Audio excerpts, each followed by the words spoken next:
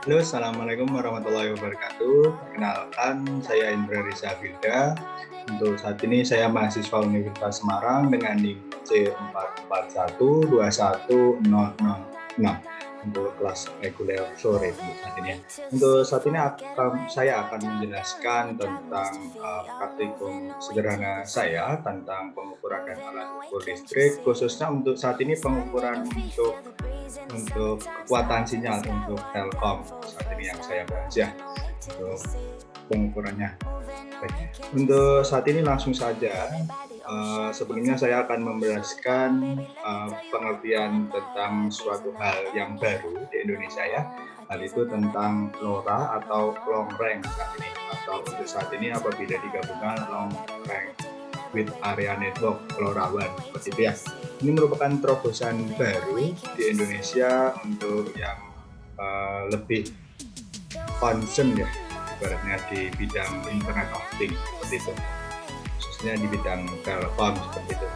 Terus saat ini saya akan menjelaskan tentang presentasi sederhana saya. Sebelumnya sudah saya perkenalkan ya, nama saya Andresa Abida. Saat ini mahasiswa Universitas Semarang dengan NIM C44121006. Tentunya untuk saat ini LoRa merupakan sistem komunikasi wireless yang digunakan untuk Internet of Things, di mana keunggulan device ini berkomunikasi dengan jarak jauh lebih dari 15 km remote area dan ketahanan baterai yang bisa bertahan 5-10 tahun. Hal ini membuat LoRa dapat menjadi solusi untuk penyempurnaan infrastruktur end-to-engine untuk saat ini mesin to mesin seperti itu ya. Biasanya LoRa ini digunakan untuk di sistem pedalaman sangat menguntungkan karena kan memang daya listrik yang kurang memadai ya di area pedalaman seperti itu ya. Untuk saat ini saya jelaskan terlebih dahulu, LoRa itu bekerjanya menggunakan frekuensi ultra high frekuensi atau UHF. Untuk saat ini pembagian untuk sinyal di Indonesia ya, saya jelaskan terlebih dahulu.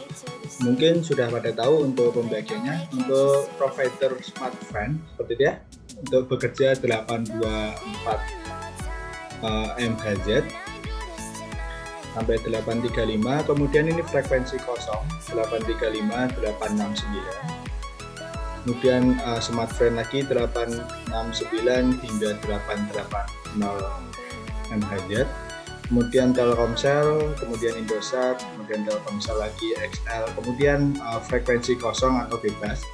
Frekuensi bebas ini bisa digunakan untuk riset seperti itu ya. Kemudian Telkomsel kembali, kemudian Indosat, kemudian Telkomsel, dan kemudian XL. Nah, yang sudah saya jelaskan tadi, kelebihan LoRa dapat dimanfaatkan untuk melakukan monitoring di daerah yang tidak terjangkau internet service provider, sehingga sulit berkomunikasi, namun tetap memerlukan koneksi internet di sisi gateway, atau untuk saat ini BTS kalau istilahnya kalau di provider seperti gateway. Kemudian konsumsi daya rendah membuat baterai bisa bertahan selama 5-10 tahun jika kita perlu datang setiap saat ke lokasi end device. Jadi tidak perlu datang setiap saat ke lokasi end device LoRa berada. Jarak bukan masalah bagi komunikasi LoRa karena dapat berkomunikasi dengan jarak lebih dari 15 km. Kemudian arsitektur LoRa ya untuk saat ini dapat kita lihat untuk saat ini. Untuk saat ini end device biasanya kalau di handphone sederhananya seperti ini. End device ini mobile phone. Kemudian gateway ini seperti BTS sebelumnya. Kemudian kita kalau berkomunikasi menggunakan handphone kan jadinya sinyal handphone nantinya ditangkap oleh BTS, kemudian kalau BTS kan disalurkan kembali, kemudian dibagikan ke tujuannya ya. Kalau end device gateway LoRa seperti ini, end device-nya LoRa, kemudian gateway LoRa seperti ini, Kemudian menggunakan internet di sini untuk menampilkan ke server ya, bila ditampilkan server gitu, dengan menggunakan MQTT. Saya jelaskan terlebih dahulu. Untuk NDFS ini komponennya diantaranya menggunakan FM95. Komponen tersebut terdapat LoRa seperti dia, atau long range, yang di dalamnya terdapat modul RFM sebagai alat transceiver atau pengirim untuk mengirimkan kepada gateway LoRa. Adapun frekuensi yang telah diatur diselaraskan dengan frekuensi gateway sehingga dapat terjalin hubungan komunikasi yang terjalin menggunakan protokol LoRaWAN. Itu. Untuk saat ini menggunakan frekuensi tertentu tersebut menggunakan sistem FSK, frekuensi safe keying seperti itu.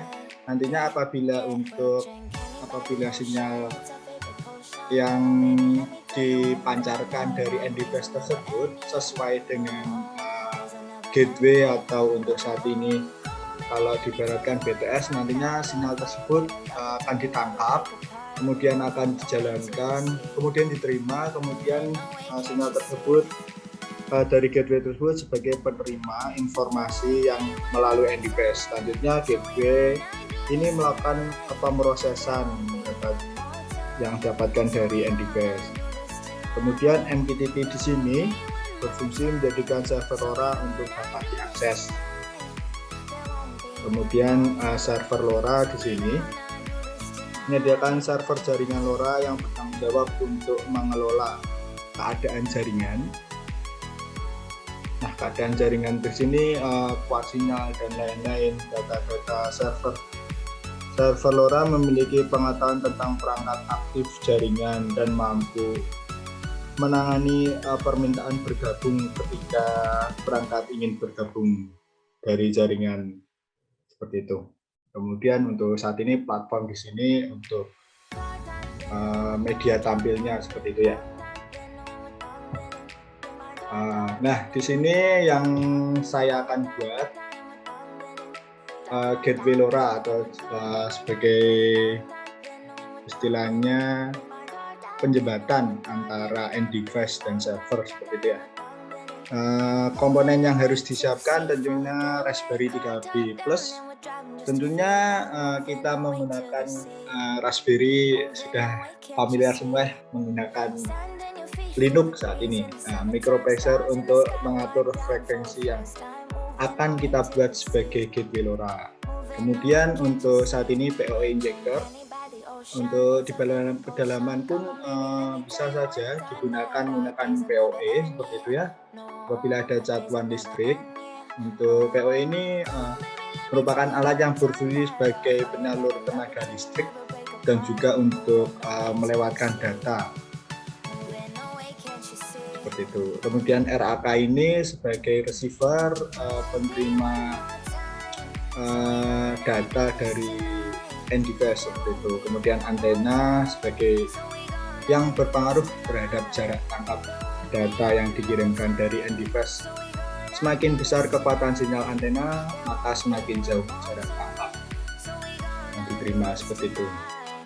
Nah, untuk alat yang sudah saya pernah buat untuk saat ini, seperti ini komponennya, PoE, kemudian hitam ini merupakan RAK.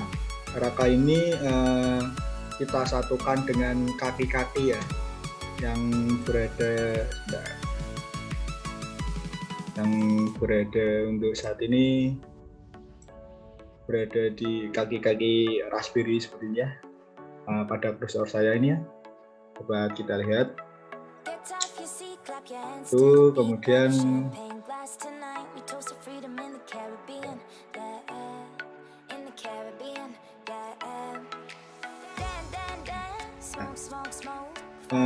alur kerja dari gateway tersebut seperti ini ya. Start.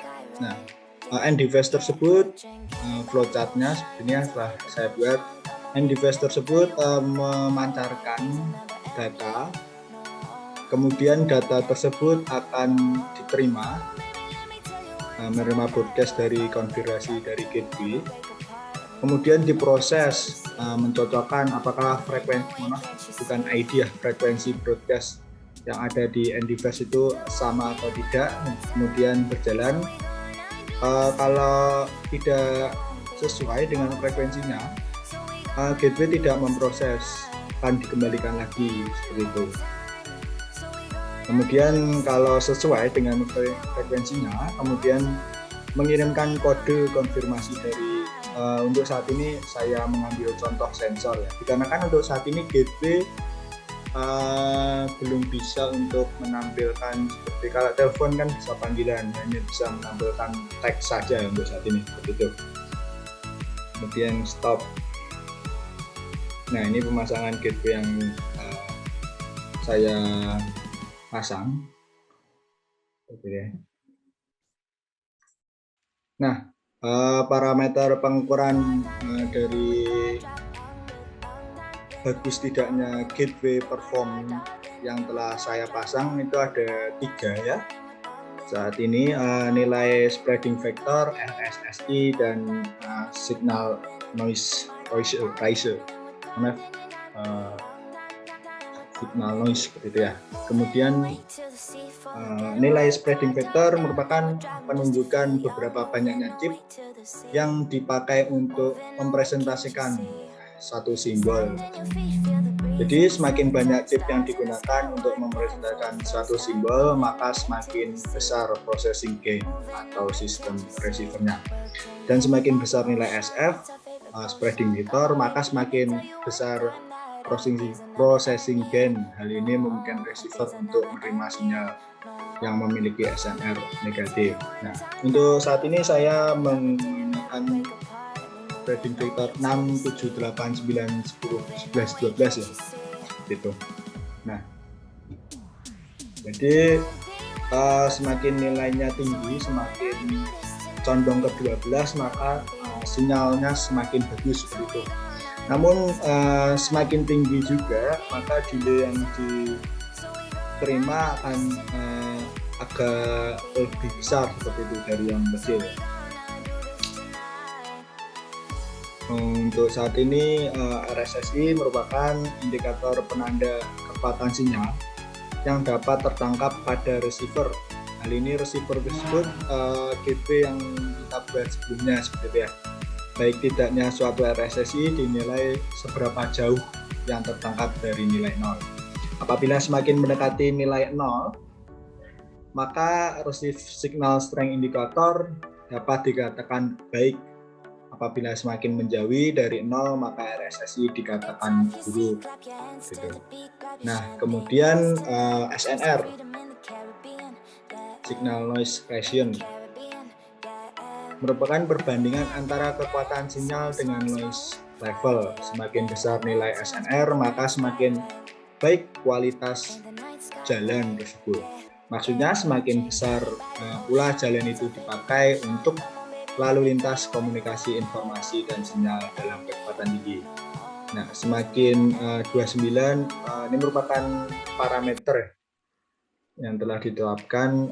29 dB ke atas merupakan bagus sekali untuk saat ini untuk signalnya seperti itu ya. Kemudian 20 hingga 28,9 bagus, 11 sampai 0 hingga 19,9 dikatakan baik, 7 hingga 10,9 cukup, 0 sampai 6,9 tertentu. Untuk tadi kan sudah saya jelaskan untuk parameternya menggunakan Raspberry Pi. Tentunya kita Raspberry Pi merupakan komputer mini untuk merupakan proses pengkodingan ya, atau saat ini pengaturan frekuensi seperti itu. Karena kan untuk saat ini saya membuat gateway seperti itu. Untuk saat ini mari kita lihat codingan yang sudah saya buat ya. So, codingan yang sudah saya buat, dapat kita lihat. So, saat ini frekuensi yang kita gunakan kan tadi sudah saya jelaskan bahwa frekuensi bebasnya di antara 920 MHz 920 MHz hingga 925 MHz. Nah, ini frekuensi yang saya buat ya. Seperti itu untuk. Kemudian formatnya JSON kalau kita membuat pengkodingan dengan menggunakan Linux.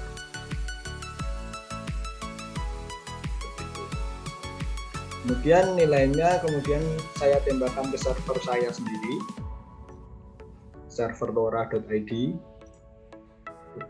yang buat teman saya sebenarnya, bukan saya.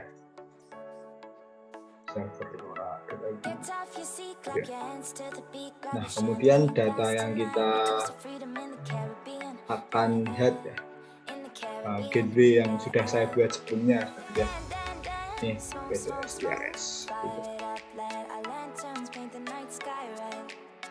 Kita lihat frame. Nah, ini ini datanya banyak banget. Nah, RSSI yang tadi kan sudah saya jelaskan, apabila data untuk RSSI ya, kita lihat RSSI. Apabila dinilai jauh terangkat, apabila semakin mendekati 0 semakin jauh. Namun untuk saat ini minus 1 hingga 90 pun ya, sekitar segitulah. Untuk parameter LoRa seperti itu ya, minus 80 sudah dianggap bagus saat ini, begitu. Saat ini mari kita lihat nih RSSI-nya SNR minus 22. Nah, kalau SNR kan mari kita lihat untuk SNR apabila 7 hingga 10 cukup, minus berarti bad, buruk. Tadi merupakan mungkin sinyalnya terpengaruh ya, karena memang hujan di sini seperti itu ya. Mari kita lihat yang lain. SNR minus 103. Bandwidth yang saya gunakan 125 kHz gitu ya.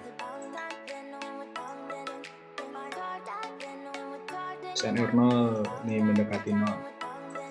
Plus 6. Kita lihat lagi untuk pengukuran ya. Minus SNR SSD. Grading vector nih, semakin besar semakin bagus ya. Untuk LoRa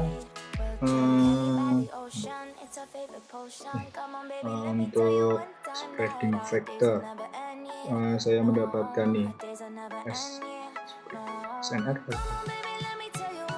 SSI nih, saya mendapatkan referensi ya untuk saat ini dari jurnal atau media seperti itu ya, bahwa untuk nilai RSSI yang baik berkisar hingga minus 1 hingga minus 99, sedangkan nilai RSSI yang buruk di bawah minus 100 seperti itu ya untuk LoRa. Sedangkan untuk SNR datanya seperti ini. Kita lihat lagi saat ini ya, cukup buruk ya ini ya. Mungkin akhir-akhir ini sering hujan, sangat berpengaruh.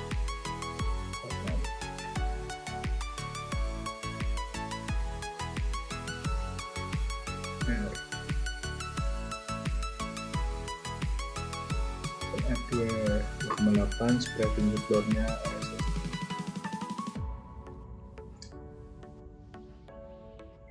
Kita lihat nih RSSI minus 96, mungkin pas berapa, sudah lumayan bagus ya nih minus 96, karena kan memang sebelumnya minus 99 dikatakan bagus, minus 1 hingga minus 99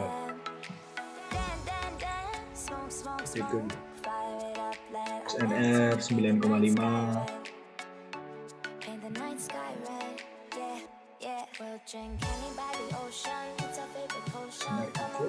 RSSI minus 1.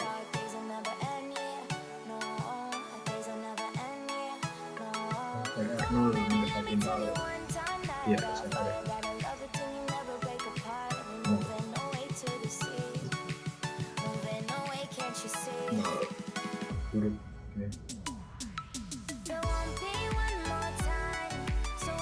R6 mulai membaik ya semua mungkin. Mungkin dikarenakan memang akhir-akhir ini ya cuaca buruk dan angin seperti itu ya, mungkin agak berpengaruh terhadap kekuatan sinyal yang didapatkan dari gateway begitu. Ini data 7:50 real time ya, 55 tadi. Saat ini data baru PM berjalan juga, harus kita lihat yang terjadi juga.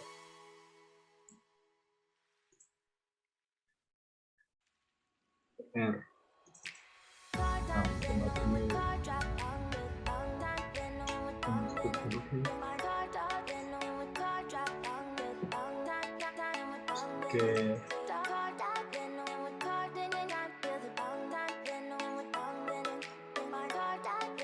Prediktornya pun 10 juga ya. Dan yang paling bagus, semakin tinggi spreading vector maka semakin bagus. Saat ini nilai yang paling tingginya 12 ya, yang sudah saya jelaskan 6, 7, 8, 9, 10, 11, 12. Kemudian untuk RSSI-nya apabila -1 hingga -99 kualitas cukup baik. Kemudian SNR dengan parameter dB ya, -2 dB cukup buruk saat ini kualitas sinyal yang didapatkan dari MDFast menuju gateway LoRa yang saya gunakan. Dan bandwidth yang saya gunakan 125 kHz. Frekuensi yang bebas, frekuensi bebasnya 922 MHz. Saat ini 921,6 MHz. Frekuensi yang bebas yang saya gunakan. Untuk saat ini gateway ini sudah saya jelaskan ya, menggunakan prinsip frekuensi shift keying. Jadi semisal end device-nya mengirim suatu data, kemudian gateway tersebut akan menerima sesuai dengan parameter yang sudah saya buat, frekuensi tadi yang sudah saya buat. Nih, gitu ya.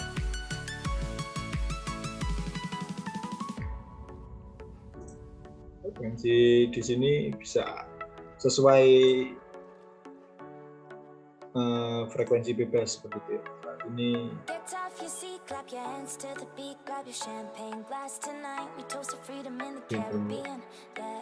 berarti vektor 12 mungkin sekian saja yang dapat saya presentasikan. Mohon maaf apabila salah-salah kata dan tidak kesempurnaan saya dalam mempresentasikan untuk mata kuliah pemaparan dan alat ukur listrik. Sekian dari saya untuk saat ini. Apabila ada salah-salah kata, mohon maaf atas semuanya. Wassalamualaikum warahmatullahi wabarakatuh.